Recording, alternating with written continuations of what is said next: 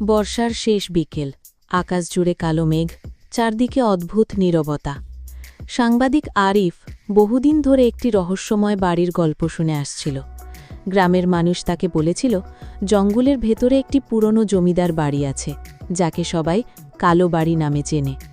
সূর্য ডুবে গেলে কেউ সেখানে যায় না, যারা গেছে তাদের কেউ আর আগের মতো ফিরে আসেনি। আরিফ এসব কুসংস্কারে বিশ্বাস করত না, সত্য উদ্ঘাটন করাই ছিল তার পেশা।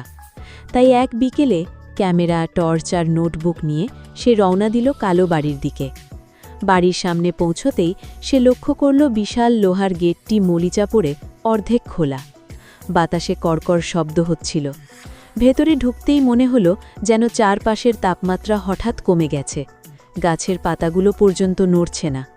দেয়ালে ঝুলে থাকা ভাঙা ছবিগুলোর দিকে তাকিয়ে আরিফ অবাক হয়ে গেল।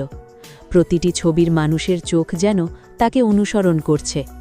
সে নিজের মনকে বোঝালো এটা শুধু কল্পনা।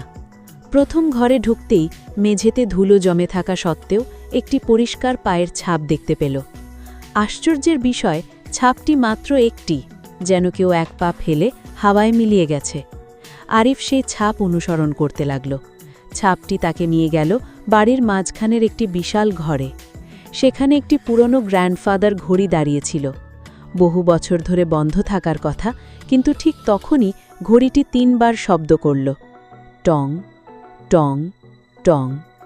ঘড়ির নিচে একটি ছোট কাঠের বাক্স ছিল। খুলতেই একটি পুরনো ডায়েরি পাওয়া গেল। ডায়েরিটি ছিল জমিদার রুদ্রনারায়ণের। সেখানে লেখা ছিল, যদি কেউ এই লেখা পড়ে তবে জেনে রেখো, এই বাড়ির রহস্য শেষ দরজার ওপারে লুকিয়ে আছে, কিন্তু সেই দরজা খুলো না। আরিফের কৌতূহল আরও বেড়ে গেল। সে ডায়েরির পাতাগুলো উল্টাতে লাগল। জানা গেল প্রায় ১০০ বছর আগে জমিদারের একমাত্র মেয়ে মেঘলা রহস্যজনকভাবে নিখোঁজ হয়। সবাই ভেবেছিল সে মারা গেছে, কিন্তু জমিদার বিশ্বাস করতেন মেয়েটি এখনও বাড়ির কোথাও বন্দী। ডায়েরির শেষ পাতায় বাড়ির একটি গোপন মানচিত্র আঁকা ছিল। মানচিত্র অনুসরণ করে আরিফ পৌঁছল নিচতলের একটি গোপন সিঁড়ির সামনে। সিঁড়ি দিয়ে নামতে চারদিকে ভেজা মাটির গন্ধ, দেয়ালে অদ্ভুত সব প্রতীক আঁকা। হঠাৎ টর্চের আলো নিভে গেল। কয়েক সেকেন্ডের অন্ধকারে সে স্পষ্ট শুনতে পেল কারোর ফিসফিসানি, ফিরে যাও। টর্চ আবার জ্বলে উঠতেই সেখানে কেউ নেই। সামনে ৩টি দরজা, প্রথম দরজা বন্ধ, দ্বিতীয়টি ভাঙা, তৃতীয়টির ওপর লেখা শেষ দরজা। দরজায় হাত রাখতেই বরফের মতো ঠান্ডা অনুভূতি হল।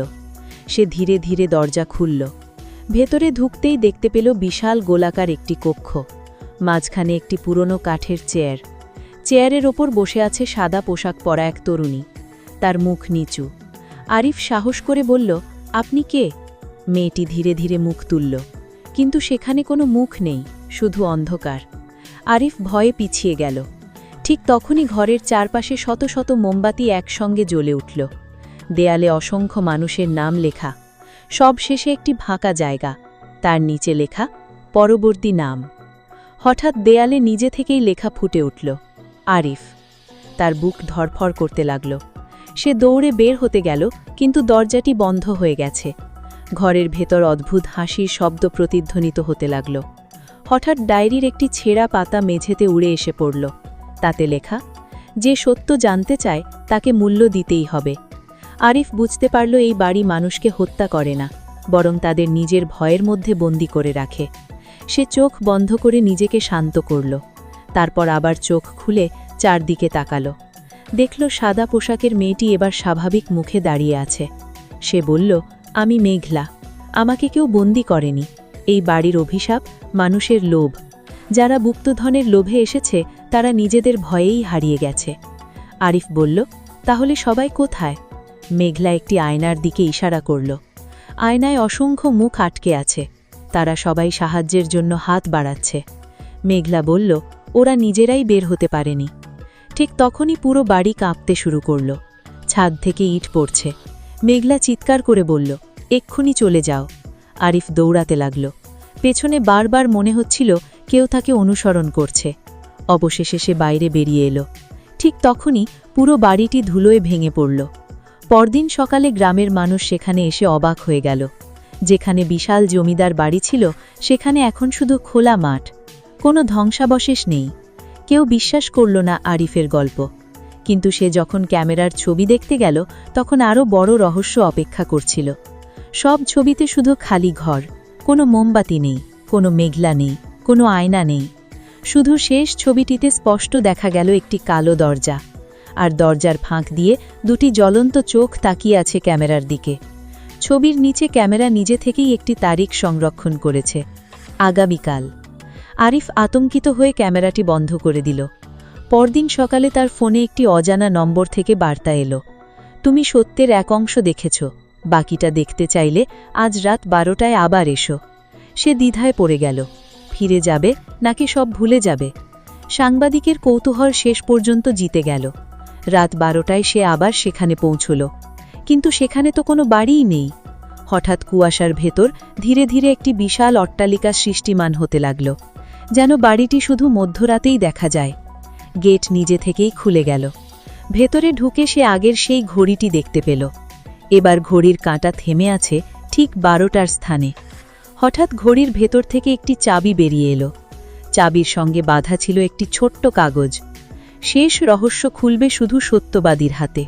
আরিফ চাবিটি নিয়ে বাড়ির সবচেয়ে উঁচু তলায় উঠল। সেখানে একটি ছোট্ট দরজা ছিল যা আগে সে দেখেনি। চাবি ঘোরাতেই দরজাটি খুলে গেল। ভেতরে ছিল একটি লাইব্রেরি, হাজার হাজার পুরনো ডায়েরি সাজানো। প্রতিটি ডায়েরি একজন মানুষের জীবনের শেষ 7 দিনের গল্প। শেষ তাক থেকে একটি ডায়েরি নিজে থেকেই মেঝেতে পড়ল। মলাটে লেখা, আরিফ, শেষ 7 দিন। কাঁপতে কাঁপতে সে প্রথম পাতা খুলল। সেখানে আজকের দিনের প্রতিটি ঘটনা হুবহু লেখা। শেষ পাতায় শুধু একটি লাইন, রহস্যের শেষ উত্তর কখনো সম্পূর্ণ জানা যায় না, কারণ যে উত্তর পায় সে আর ফিরে এসে তা কাউকে বলতে পারে না। হঠাৎ বাতাসে সব ডায়েরির পাতা একসঙ্গে উল্টাতে লাগল। ঘরের আলো নিভে গেল। আরিফের চিৎকার দূর থেকে একবার শোনা গেল। তারপর সব কিছু আবার নিস্তব্ধ। কয়েক মাস পরে নতুন এক সাংবাদিক নিখোঁজ আরিফের খোঁজে সেই গ্রামে এলো। গ্রামের বৃদ্ধরা শুধু একটি কথাই বলল, যদি কালো বাড়ির ডাক শোনো কখনো সাড়া দিও না। কিন্তু সেই রাতেই জঙ্গলের ভেতর আবার একটি আলো জ্বলে উঠল, আর কালো বাড়ির শেষ দরজাটি ধীরে ধীরে খুলে গেল।